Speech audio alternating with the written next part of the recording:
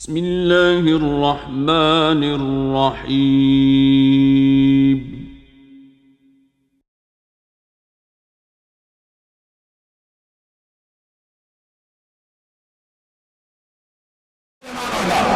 دیکھنے والی آنکھ کوئی ابو بکر کی ہوگی، کوئی حیدر کرار کی. اور حضرت انس بن مالک سے پوچھو، کہتے واللہ کأن وجہہ وارکۃ مصحف، اللہ کی قسم سرکار کا چہرہ دیکھ کے ایسا لگتا جیسے کسی نے قرآن کھول کر ہماری آنکھ کے سامنے رکھا. اب مخلوق میں سے انس بن مالک نے کسی چیز سے تشبیہ نہیں دی، سمجھنے کی ضرورت ہے بھئی قرآن سے تشبیہ. تو چشتیوں کا پیر وارث شاہ بھی بولتا ہے اس مقام، کہتے متھا چاک دا جلوائے ذات ربی، متھا چاک دا جلوائے ذات ربی، میں تے ویکھیا نال یقین قاضی، روح یار دا صفحہ قرآن دا ہے، نور نبی ختم المرسلین قاضی، موڈے کملی تری مزملی دی، ہاتھ کھنڈی پھڑی یاسین قاضی، تے چھیڑو امتاں دے نبی پاک ہوئے، رانجے باج نہ بچی چلین قاضی،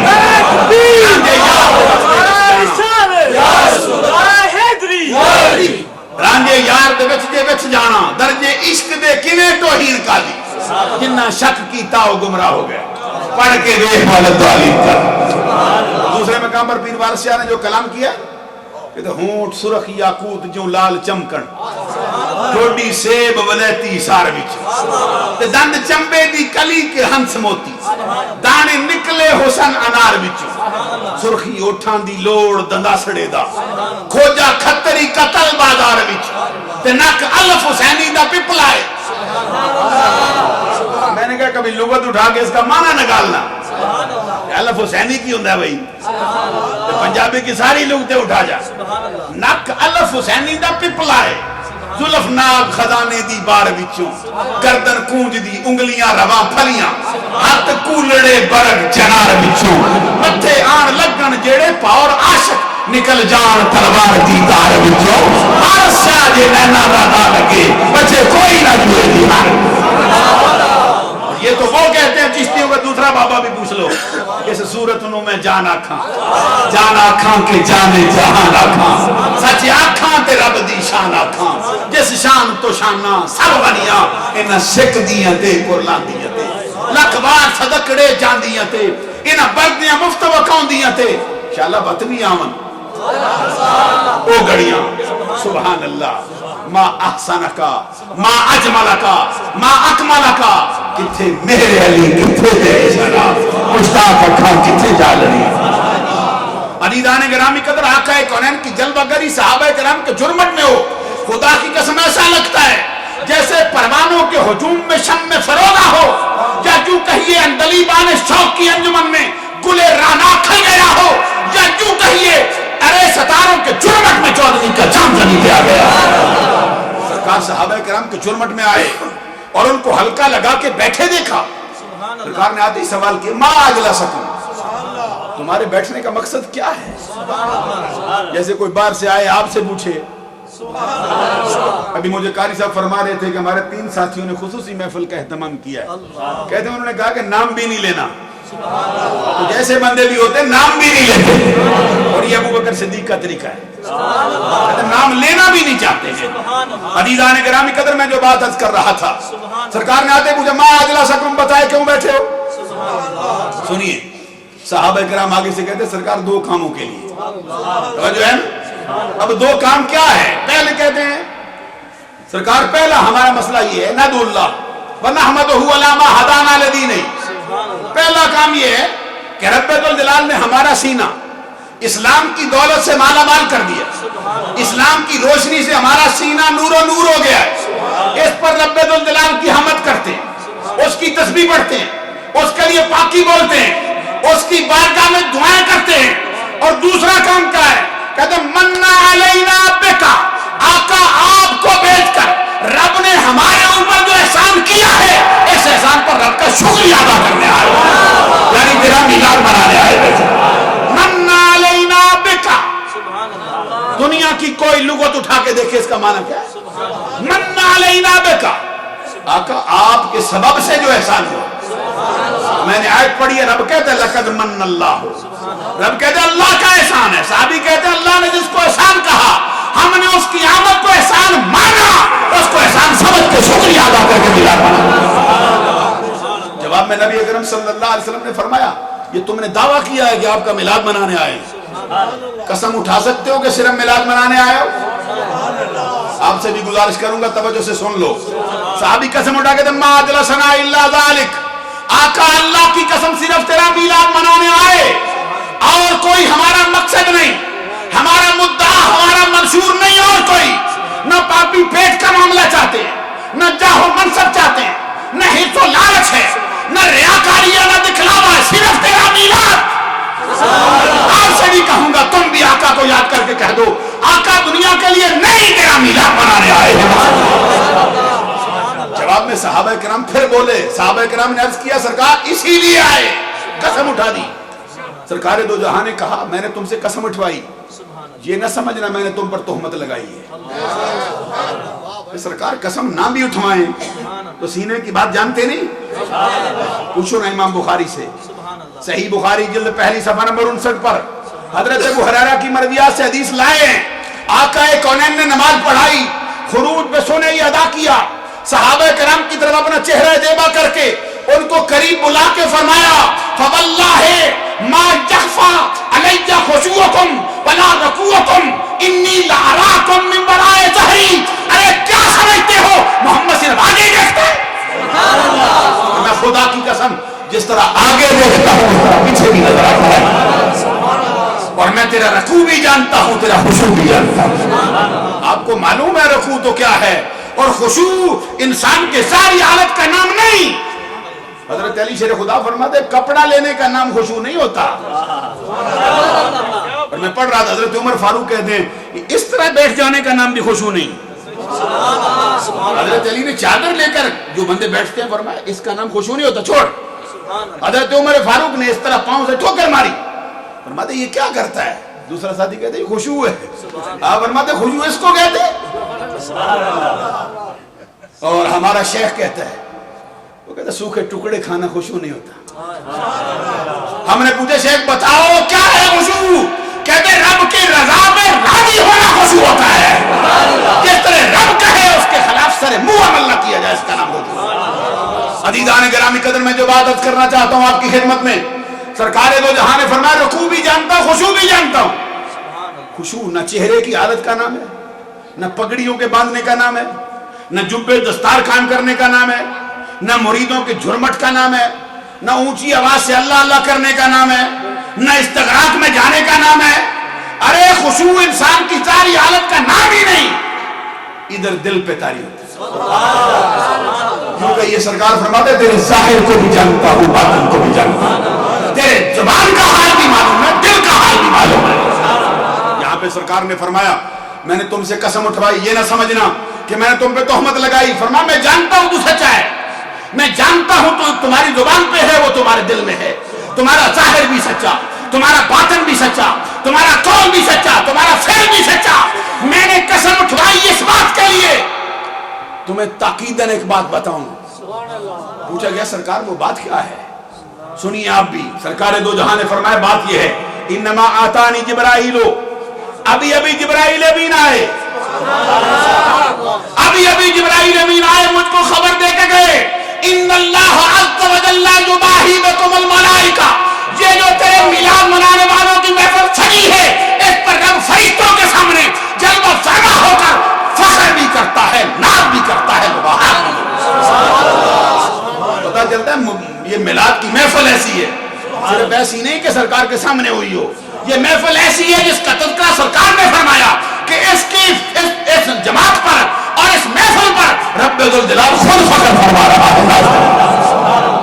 پتہ چلتا ہے جس طرح نبی اکرم کا میلاد منانے آپ بیٹھے ہیں، صحابہ کرام نے پہلے ہی اس کا میلاد اس طرح منایا ہوا۔ اب میں ایک حدیث جامع ترمذی سے آپ کے سامنے رکھنا چاہتا ہوں، توجہ ہے نا؟ یہ لکھی کس نے ہے؟ نام ہے اس کا امام ابو عیسیٰ محمد بن عیسیٰ بن سارت بن موسیٰ بن دہاق ترمذی شافعی سنی۔ اب اونچی آواز سے ایک بندہ میں تقریر کر رہا کہتا یہ سنی بڑا کہتے ہو. میں نے کہا سنی ہوا جو جب سنی ہے تو بتائیں کیوں نہ.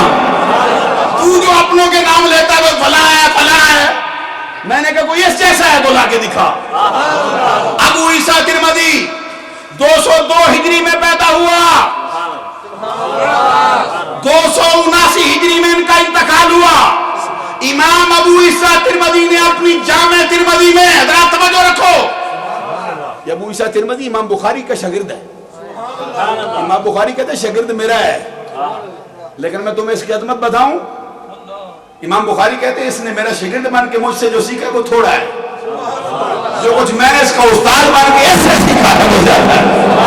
اندازہ لگا لو پھر ابو عیسیٰ ترمذی کیا ہے کہ جس پر استاد ناز کرتا ہے. اور امام ابو عیسیٰ ترمذی اپنی کتاب کے بارے میں آپ کہتے ہیں جس گھر میں میری کتاب پڑھی جائے سمجھ اللہ کا نبی آپ کلام کر رہا. حضرات میں سمجھاؤں کیسے آپ کو, آپ کی توجہ نہیں ہے. نبی اللہ کا آپ کلام کرتے. اور علماء کہتے ہیں جس گھر میں کتاب رکھی ہو نا اس گھر کے رہنے والوں کو گنبد خضرا کا فیض ملتا جاتا ہے. کبھی پڑھ کے دیکھو خدا کی قسم یہ کتاب آپ کے سینے میں ٹھنڈ ڈالے. امام ابو عیسیٰ ترمذی نے اپنی جامع ترمذی کے اندر ایک باب باندھا ہے پورا جلدوں میں, صفحہ نمبر 202 کے اوپر 203 کے اوپر. امام ابو عیسیٰ ترمذی باب کا نام رکھتا ہے باب ما جاء فی میلاد النبی صلی اللہ علیہ وسلم. پتہ چل رہا ہے یہ میلاد کے عنوان ہم نے قائم نہیں کیے, یہ تو 3ری صدی ہجری میں ابو عیسیٰ ترمذی بول کے آ رہا ہے. اب کہتے ہیں اب میں وہ حدیثیں لاتا ہوں, ایسا باب لاتا ہوں جس کے اندر نبی اکرم کی پیدائش کی حدیثیں لاؤں گا. پتہ چلتا ہے میلاد النبی کے عنوان بھی نئے قائم ہونے والے نہیں ہیں, یہ عنوان ابو عیسیٰ ترمذی قائم کر کے گیا ہے. اور ابو عیسیٰ ترمذی نے اس کے تحت 2 حدیثیں نقل کی, سناؤں آپ کو. سنیے پہلی حدیث, راوی کون ہے, حدیث کے الفاظ سنیے. ان المطلب ابن عبداللہ ابن قیس ابن مخرمۃ ان ابیہ ان جدہ. مطلب ابن عبداللہ ابن قیس ابن مخرمۃ ان ابیہ ان جدہ انا ولدت انا ورسول اللہ صلی اللہ علیہ وسلم عام الفیل. حضرت مطلب بن عبداللہ بن قیس بن مخرمہ اپنے باپ سے, وہ اپنے دادا سے روایت کرتے ہیں کہ وہ انہوں نے کہا میں اور اللہ کے پیارے رسول صلی اللہ علیہ وسلم ایک ہی سال میں پیدا ہوئے, جس کو اہل عرب ہاتھیوں والا سال کہہ کے عام الفیل کہہ کے پکارا تھا. پتہ چلتا ہے نبی اکرم صلی اللہ علیہ وسلم کی پیدائش کا تذکرہ بھی ہوتا رہا ہے. اب اس کے تحت دوسری حدیث لائے, کہتے وسال عثمان بن عفان قباس بن اشیم. قباس بن, مجھے کہتا ہے اشیم پڑھ. میں نے کہا تجھے پتا ہو نا عربی کا, اس میں تفضیل اشیم نہیں پڑھا جاتا. مطلب کہہ دو ذرا اونچی آواز سے, اس کی ضرورت ہے. یہ ارکم کے وزن پہ عباس بن اشیم. یہ نا پوچھا کس نے, حضرت عثمان غنی نے, جن کے بارے میں امام احمد رضا کہتے ہیں نور کی سرکار سے پایا دوشالہ نور کا, ہو مبارک زنورین تجھ کو جوڑا نور کا. آگے کہتے ہیں تیری نسل پاک میں بچہ بچہ نور کا, تو ہے عین نور تیرا سب کرانا. حضرت عثمان غنی جن کے نکاح میں پوری کائنات کا تنہا بندہ, پوری کائنات میں تنہا عثمان, حضرت آدم سے لے کر قیامت تک کسی کو شرف حاصل نہیں ہوا کہ کسی کے نکاح میں کسی ایک نبی کی 2 بیٹیاں ہوں. یہ عثمان ہے جس کے نکاح میں کسی نبی کی نہیں, جس کے لیے الف لام لا کے کہتے تھے آمنہ کے لال کے نبیوں کے سردار کی 2 بیٹیاں.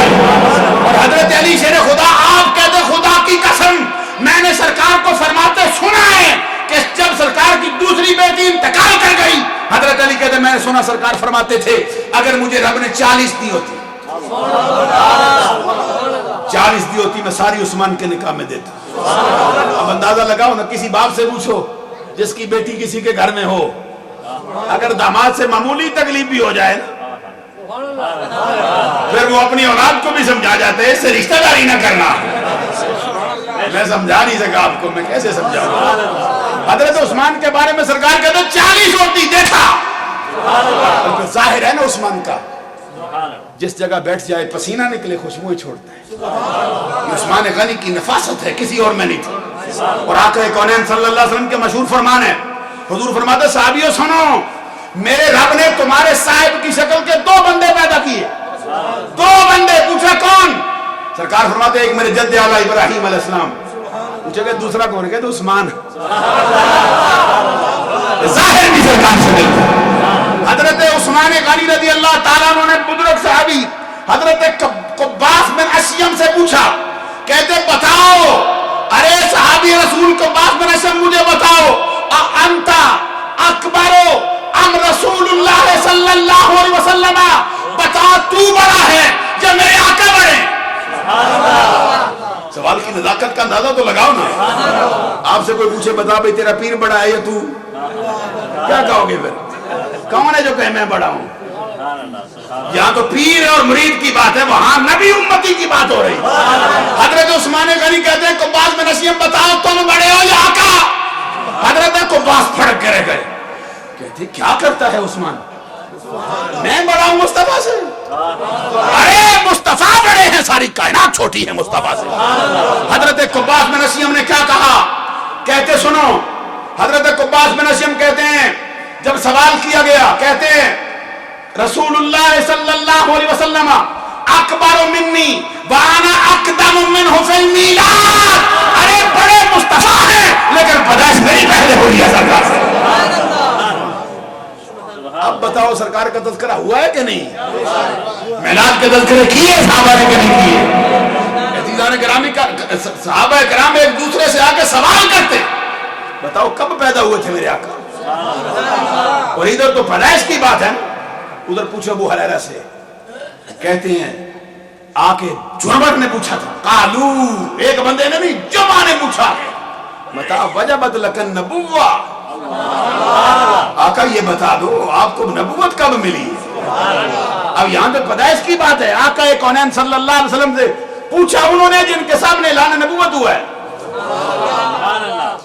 اعلان نبوت جن کے سامنے, پتہ چلتا ہے ان کو بھی معلوم ہے اعلان اب ہوا ہے, نبوت ملی پہلے سے, کیونکہ 40 سال میں نبوت کا اعلان ہونا تو سب جانتے تھے, جن میں سرکار کے چچے بھی تھے, جن میں سرکار کے چچا دار بھائی بھی تھے, جن میں سرکار کے رشتہ دار عزیز و اقارب تھے, خاندان والے لوگ تھے, وہی پوچھنے آ گئے بتائیے نبوت کب ملی ہے؟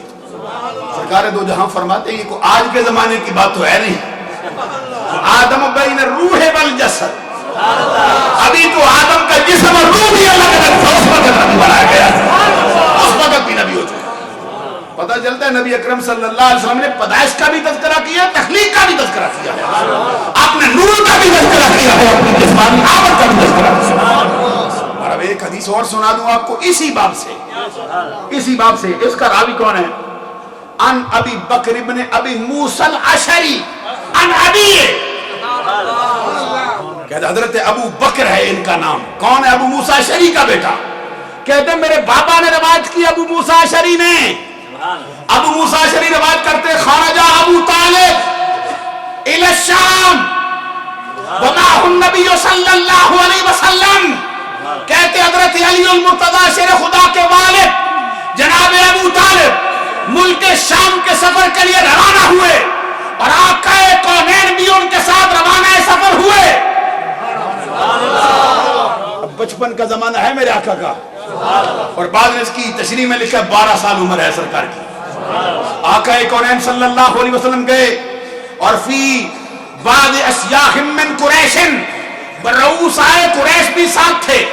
یہ قافلہ چلتا چلتا چلتا چلتا فلما راحت النبی صلی اللہ علیہ وسلم, پھر یہ قافلہ چلتا چلتا پہنچا کہاں پہ؟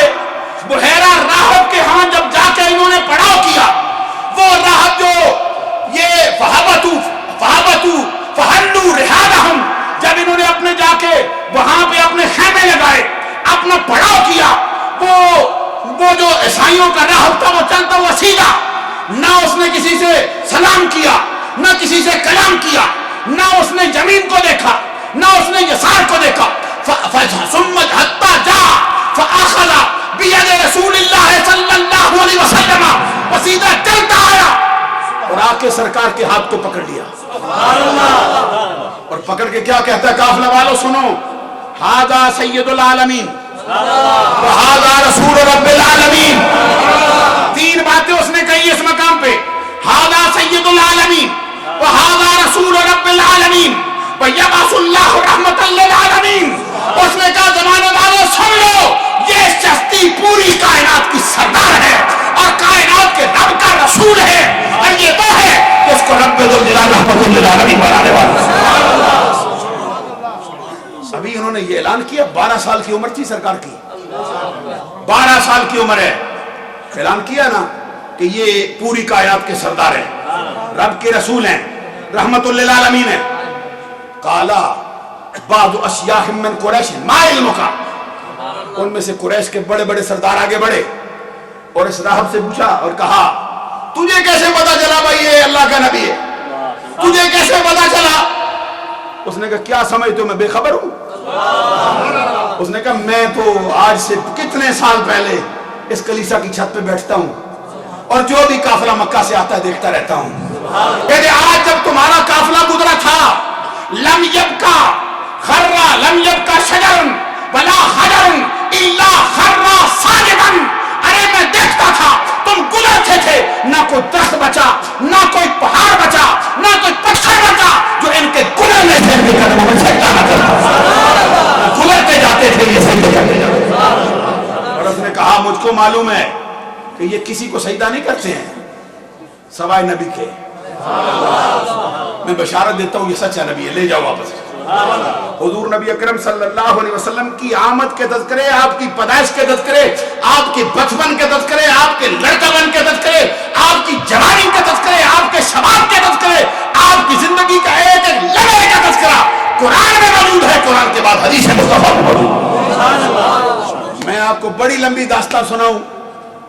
حضرت نبی اکرم صلی اللہ حلیمہ سعدیہ کے گھر میں سرکار کا حال جانتے اور پھر حضرت عباس نے آپ بیان کیا مسجد